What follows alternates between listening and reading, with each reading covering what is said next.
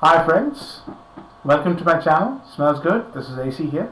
I do really appreciate you clicking the link. This is the second review of today, and this time I'm going to talk about a very simple and very sharp, clean, elegant fragrance called Tom Ford's Grey Vetiver. So let's start with looking at the bottle. So dear friends, here is a bottle, very simple bottle. This fragrance comes in two variations. One is an EDT and one is an EDP. This one is an EDT, so I'm reviewing the EDT today. The bottle has a very stylish cap. It's got sort of a spiral plastic cap with spirals engraved on it. I quite like this one. The difference between the EDP and the EDT bottle is that the EDT bottle is clear glass. The EDP bottle is brushed glass. Yeah. Looking at the atomizer, a simple atomizer, not the greatest, but it squirts out a decent amount of juice. So let's get to the actual scent. I unfortunately don't have the box, so I couldn't show you the box. So friends, let's talk about the actual fragrance. I have about 1.5 hour, 2 hour dry down on my right hand. Yeah. So let's start with a fresh spray. So and describe to you how the fragrance opens up. The first thing you'll notice that the fragrance opens with a citrus blast. Yeah. So it comes out straight away with a very pleasant bergamot, and it's got a note which is quite unique, watermelon. Not a lot of fragrances start off with watermelon. There are very few that I can actually count on my fingers of my single hand, the citrus, I think, is more lemony citrus, watermelon, bergamot starting. And since I have a dry down, so if you compare the energy, the high energy of the opening is unmatched. So one of the key differences between the EDP and the EDT is the dry down and sort of opening. I quite like the opening of EDT, hence I'm reviewing the EDT first. So let's talk about why another vetiver fragrance. There are quite a few good ones that are known, yeah, or quite a few barber shop scents that are very well known. So examples could be Ralan's Vetiver 2000, that's a good one. Encre Noire, Lalique, very famous, quite hyped at the moment. Then also we have Mugler Cologne. We also have the classic barbershop Pour Monsieur by Chanel. We also have Habit Rouge, Creed, original vetiver, I think. That's got the green vetiver scent.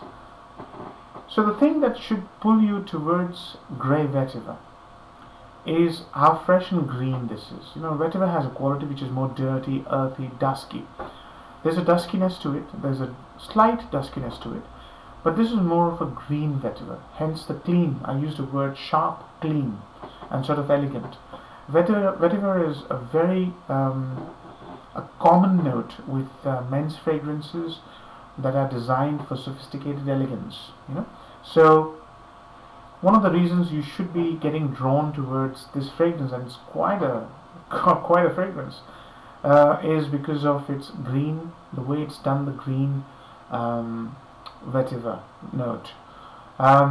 It is not as stunning as, let's say, a Creed or Chanel Sycamore, but those cost about 4 times the price of this fragrance. Yeah. So if you're on a budget and you want to smell something really sophisticated and classy, here's your chance. So how does the fragrance actually construct itself? This is a linear fragrance. It doesn't have the typical sort of fragrance pyramids. It starts off citrusy and very quickly goes down to a nature of the fragrance which you can call base. There's no middle, and it remains that way. Yeah. So in about 15 to 20 minutes time, you will see that the fragrance goes towards kind of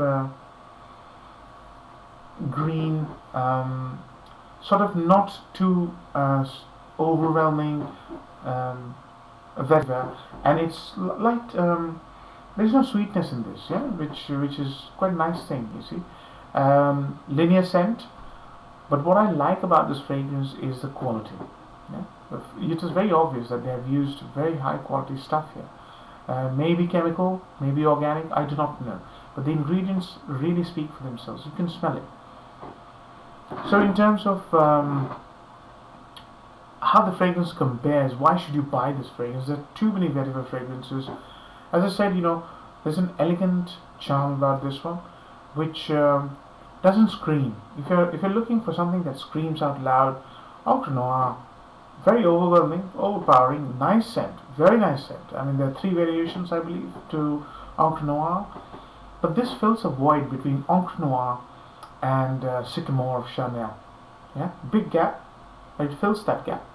There's something in the middle, which is beautifully done vetiver, beautifully done. And I don't know why it's called grey, because the color that comes to my mind is kind of a white color. The first time I sprayed it, I bought it from duty free. I was, I think, on my way to Milan, I believe. Can't remember exactly, but I bought it in Heathrow. And first thing that flashed in my mind was the color white when I sprayed this. So I remember that vividly. In terms of other criterias, so the fragrance has a price point which is very affordable. So Tom Ford normally has very high prices associated with its private blend, which are about 200 or above. Depends on the bottle size, and it can go. It is very, very expensive. This one is not a private blend, but they have sort of created a fragrance which is in line with their heritage, with their image. So the fragrance isn't a cheapie. The ingredients are pretty good. So this makes it a very high value for money fragrance in terms of what you get in return for what you pay. I paid 57. This is available online. The EDP version is about 10 to 15 pounds more expensive. I believe this is a 50 or a 75 ml. I'm not very sure. I believe it's a 50 ml, and I paid 57 pounds for it about 2 springs ago. So the value for money is pretty good, I think, if you measure it against quality of what you're getting. In terms of projection, this is not a projection monster. This is not the scent that you would want to wear if you want to project. This is basically extremely decent, very high quality, amazing scent, not too complicated. So the sillage is quite strong. You will smell it, your friends will smell it. It creates a very nice bubble, scent bubble, which is quite attractive to people. One of the comments I got was, this is a very cute fragrance you're wearing. What is it? So that's the kind of comment you would get from the opposite sex. People call it cute. So, which I quite like, vetiver being called cute. In terms of longevity, it's a long-lasting scent. It lasts you easily a full workday, even beyond. So I would say average longevity on this one is about 10 plus hours. Yeah? Sillage, I'd say about 6 hours.